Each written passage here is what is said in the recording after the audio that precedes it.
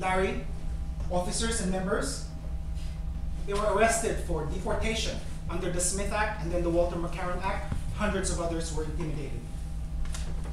Now through this union, because it's a very militant union, a new ruling by the US Supreme Court says that Filipinos are not deportable so long as they came here like me as permanent residents prior to the Philippines being granted its independence. Kaya lang, under the Walter McCarran Act, Filipinos are still deportable. Like if you've been to a sanitarium, or you're an alcoholic, or you do the things that are listed in it, you commit crimes that are listed in it, or you're a public charge and therefore indigent, you're still deportable.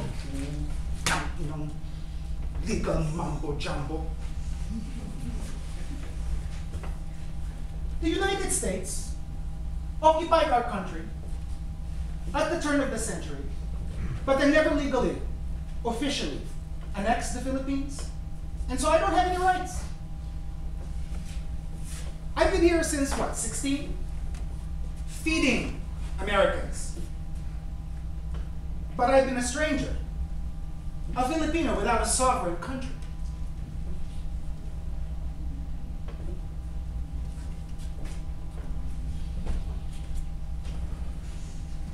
Well, the union is at present fighting this law. That's why I need you here. You need to take over the work in your book, pare.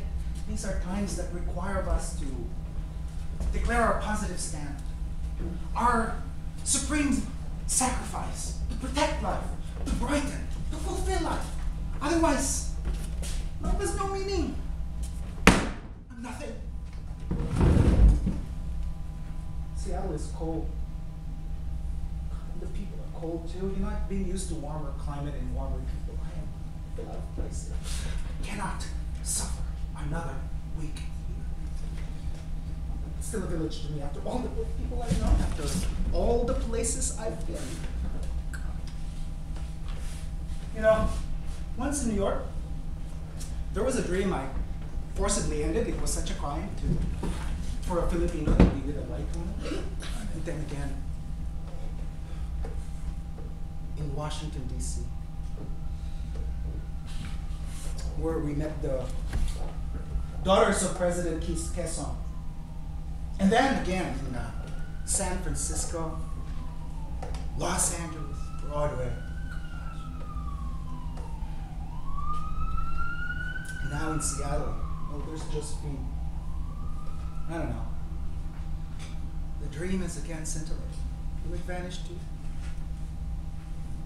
In a parabola of despair, everything is even better.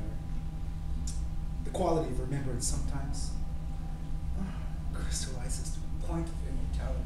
All things past, God remembered in check.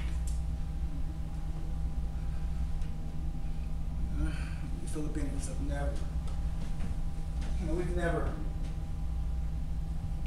had a natural love that truly belongs to us. The healthy love that could have shaped our minds and hearts to something more noble and good. I was always looking for work up and down the coast, and now I'm in a constant state of deportation. So the love that sometimes crossed my uncertain paths was always, it was divested of full human significance and meaning. Had we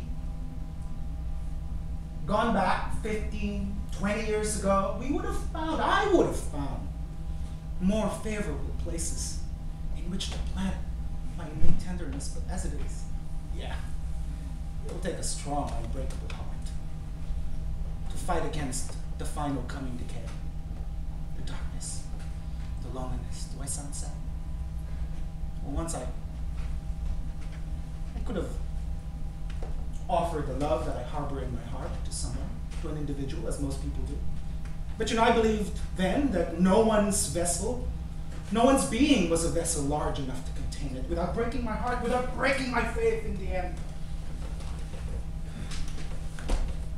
These are the sad thoughts of a man. It was chaos of spirit. I've always wanted to touch and caress nice things. No, but these hands of mine, they were always used for heavy tasks, machinery, sweatshops, canaries. Gnarling, twisting my fingers. And now when I touch a woman's soft body, I have to cry.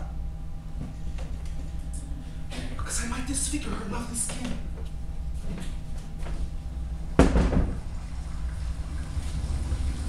Oh, rain is falling out.